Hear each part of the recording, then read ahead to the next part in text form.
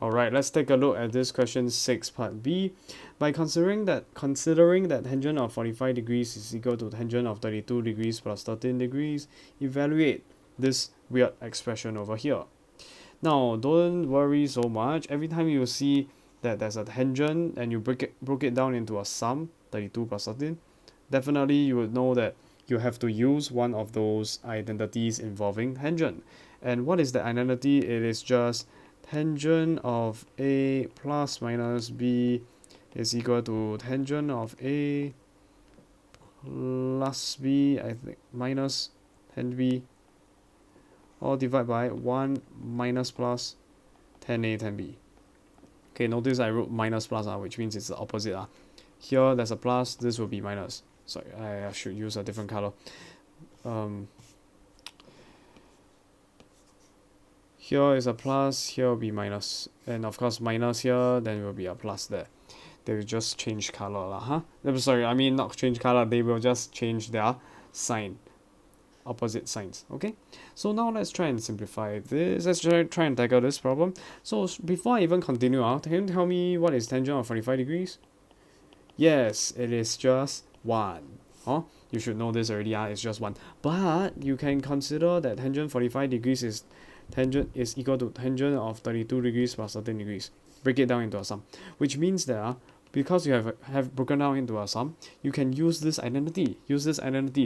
But of course with the plus, don't just ignore the minus sign now. So it's just tangent of A, which is 32 degrees, plus tangent of B, which is 13 degrees, all divided by 1 minus tangent A, tangent B. Now don't worry about what is tangent of 32 degrees and tangent of 13 degrees. That's not the point of the question. They just want you to leave it alone.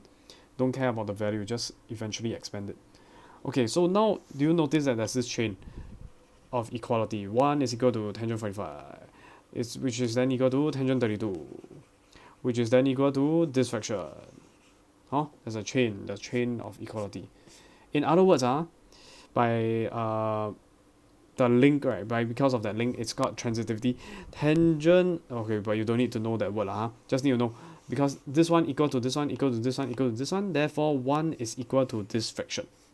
Let me just undo everything. Yeah, so 1 is now equal to this fraction, and because I'm using iPad, I can just copy and paste. Good.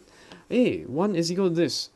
Compare with the answer you want to eventually find. Tangent 32 plus tangent 32 times tangent 13 plus a tangent 13 degrees. That looks so similar. It's flat, right? It's very flat. There's no fraction going on here. There's no fraction going on in the final answer. So maybe, since you have a fraction, why don't we try and flatten it as well? We try to bring this over. And of course we can add 1 times this, it will just be 1 times this fraction. And it just so happens because it's 1 times anything is just the thing itself, which means that we can bring this over literally. There's not enough space. Let me just adjust it a little bit.